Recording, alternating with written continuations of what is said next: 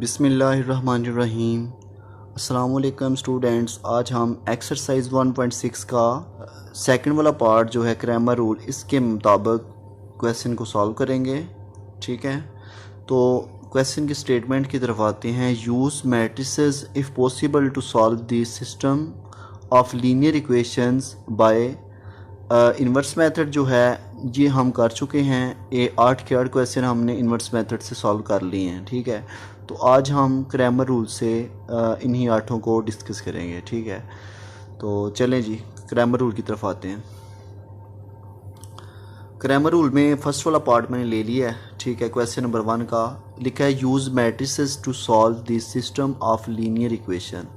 Use matrices को इस्तेमाल करते हुए टू सॉल्व हल करें।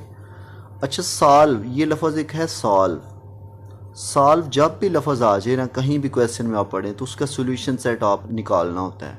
लास्ट पे सोल्यूशन सेट में उसको लिखना होता है। ये कि आगे लिखे this system of linear equation. Linear equations वो होती हैं जिसमें वेरिएबल्स की पावर 1 हो, जैसे कि इधर x की पावर 1 है, y की पावर भी 1 ऊपर आ रही है।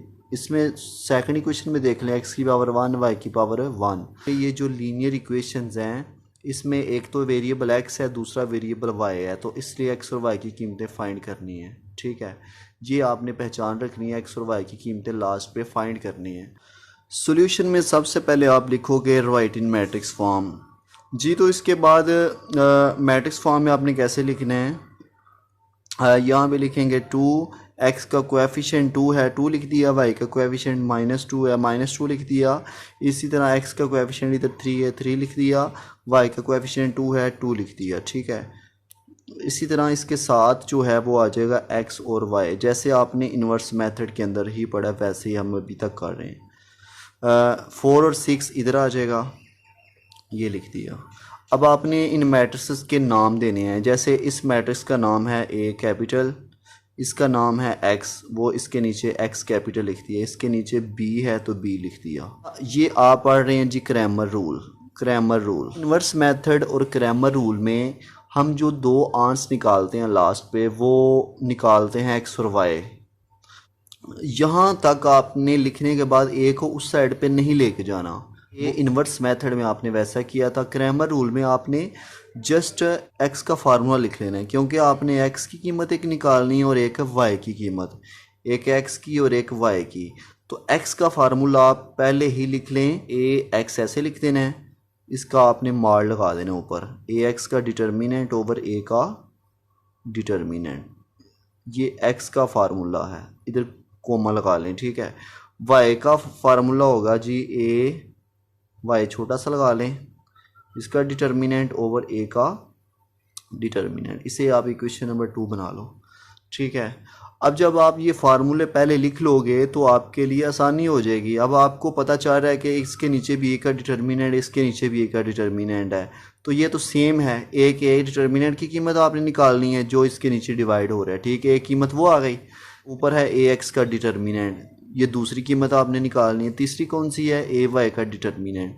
तो अगर फार्मूले आप पहले लिख लोगे तो आपके लिए हल करना ज़्यादा आसान हो जाएगा। अब हमें पता चल गया कि 3 कीमतें हमने फाइंड करनी है, तो इसलिए फार्मूलाज पहले लगा लिया करें। ठीक है, तो यहाँ पे सबसे पहले आप a का डिटर्मिनेंट लोगे, a का डिटर्मिनेंट पहले फाइंड करना है, फिर आप ax का डिटर्मिनेंट और फिर ay का डिटर्मिनेंट फाइंड करें।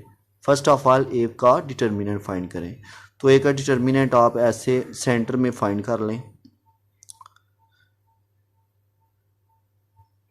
अच्छा, a का डिटर्मिनेंट मीन ये जो a है ना, ठीक है, इसकी कीमत यहाँ पे लिखनी है आपने, 2 -2 3 2। तो डिटर्मिनेंट में पता है आपको, जब स्लॉट्स लगी होती हैं तो 2 को 2 से मल्टीप्लाई करवाते हैं, 3 को इससे मल्टीप्लाई करवाते हैं। तो 2 को 2 से मल्टीप्लाई जब करवाया, 2 मल्टीप्लाई बाय 2, दरमियान में माइनस, ये मैंने आपको बताया था माइनस क्यों आया, क्योंकि फोर्स जब ऊपर से नीचे को लगती है तो प्लस, इसलिए बाहर इधर प्लस है। जब नीचे से ऊपर को फोर्स जाती है तो नेगेटिव आता है। 3 को 2 से करें, 3 मल्टीप्लाई बाय -2, 2 को 2 से किया तो 4 आ गया, माइनस माइनस प्लस, 3 2 ज़र 6, तो 4 + 6 हो जाएगा जी, ये 10 आ जाएगा। तो a का डिटर्मिनेंट 10 आ गया। ये है जी नॉन सिंगुलर, अगर सिंगुलर होता तो आगे हल नहीं था होना, तो ये नॉन सिंगुलर है। अब ए का डिटर्मिनेंट वो है जो इसके नीचे भी डिवाइड हो रहा है, इसके नीचे भी है, तो वो 10 कीमत हमने निकाल ली है। अब हमने एक निकालना है ए एक्स का डिटर्मिनेंट, दूसरा निकालना है ए वाई का डिटर्मिनेंट। तो उसके लिए मैं ऐसा करता हूँ कि यहाँ पे ना दरमियान में एक लाइन लगा लेता हूँ। यहाँ इस साइड पे ए एक्स का डिटर्मिनेंट निकाल लेते हैं, उस साइड पे ए वाई का डिटर्मिनेंट निकाल लेते हैं जी। तो स्टूडेंट्स मैंने लाइन लगा ली है। इस साइड पे मैं ए एक्स का डिटर्मिनेंट उसकी कीमत निकाल लेता हूँ, दूसरी साइड पे ए वाई की डिटर्मिनेंट की कीमत निकाल लेता हूँ।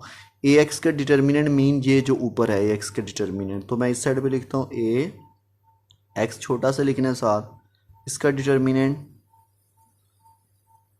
ऐसे लगा लें, ठीक है। इस साइड पे ए वाई का डिटर्मिनेंट, ए वाई का डिटर्मिनेंट। अब स्टूडेंट्स आपने ध्यान से समझना, ये ए एक्स का डिटर्मिनेंट इधर कीमतें कैसे लिखनी है आपने। अच्छा तो स्टूडेंट ये ए एक्स का जो डिटर्मिनेंट है, ए एक्स का मॉड मैंने लिख दिया 4 6 -2 2, ये कैसे आया। ये देखें ऊपर है ए का मैट्रिक्स, वो लिखा है 2 -2 3 और 2। अब यहाँ पे जो आपने पॉइंट समझना है वो ये कि ये एक मैट्रिक्स है, इसके अंदर जो फर्स्ट वाला कॉलम है वो एक्स को ज़ाहिर कर रहा है और सेकंड वाला जो कॉलम है वो वाई को ज़ाहिर कर रहा है। जब आपने ए एक्स का डिटर्मिनेंट लेना है तो फर्स्ट वाला मैट्रिक्स उसकी जगह पे 4 6 आ जाएगा, 2 और 3 ख़त्म हो जाएगा, इसकी जगह पे 4 और 6 आ जाएगा। तो ये देखें 4 और 6 आ गया। आगे जो -2 और 2 वो सेम एज -2 और 2, ठीक है।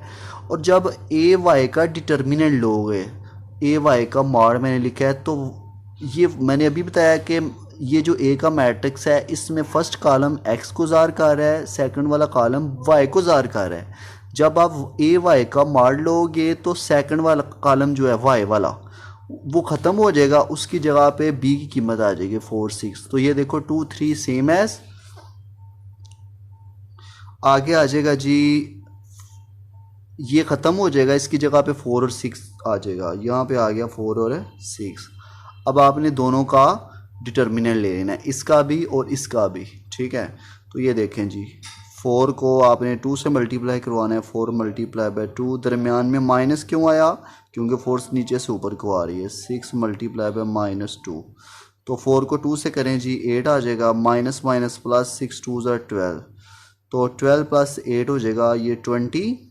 तो ये ए एक्स का डिटर्मिनेंट आ गया। इसी तरह ए वाई का डिटर्मिनेंट हमने फाइंड करना है, तो 2 को 6 से मल्टीप्लाई करें, दरमियान में -3 को 4 से मल्टीप्लाई करें,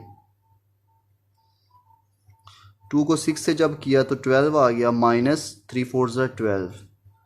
तो ए वाई का जो डिटर्मिनेंट आया वो आ गया 0। यहाँ पे देखें एक्स का डिटर्मिनेंट 20 आ गया, ए वाई का डिटर्मिनेंट 0 आ गया। अब देखें हमारे पास कीमतें कितनी आ गई, ए मॉड जो है उसकी कीमत आ गई है 10, ठीक है। ए एक्स मॉड ऊपर जो है उसकी कीमत आ गई है 20, फिर एक ए वाई मॉड है उसकी कीमत भी आ गई है 0। तो तीनों कीमतें हमने कहाँ पुट करनी है, इक्वेशन 1 और इक्वेशन 2 में। तो हम नेक्स्ट लिख लेते हैं, putting values in equation 1 and 2। अच्छा जो फर्स्ट वाली इक्वेशन है वो है x, वो है G x is equal to, ये देखें G x is equal to A X का डिटर्मिनेंट, ऊपर ए एक्स के डिटर्मिनेंट की कीमत, नीचे ए मॉड की कीमत। तो ए एक्स का डिटर्मिनेंट हमारे पास 20 आ गया और ए का डिटर्मिनेंट 10 है, यानी कि ऊपर आ जाएगा 20 और नीचे आ जाएगा 10।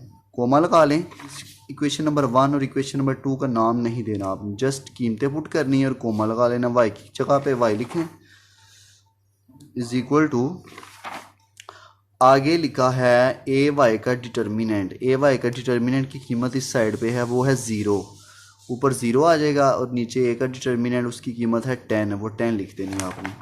तो ऊपर आ जाएगा 0 और नीचे आ जाएगा 10, ठीक है। तो ये देखो 10 2 20, तो x का आंसर आ गया 2 और y का आंसर 0 और समथिंग 0, तो y का आंसर 0 आ गया और x का आंसर 2 आ गया। अब आपने इसको जस्ट सोल्यूशन सेट के अंदर लिख देना है, solution set in curly brackets, x is equal to 2, y is equal to 0, ये इसका सोल्यूशन सेट आ गया।